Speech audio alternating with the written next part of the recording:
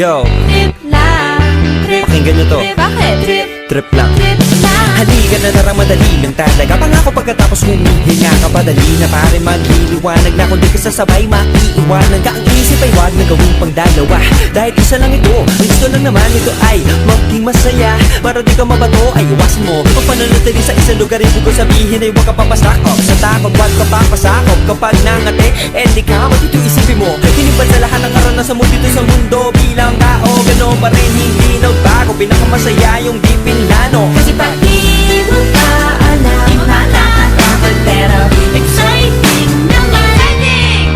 Yeah! Sumabay lang sibat na ng bahala. Oras na subukan ang di pa nagagawa. Minsan lang kaya magpakaligaya. Mag-enjoy, magsaya, walang mawawala. Trip, trip, trip, trip lang.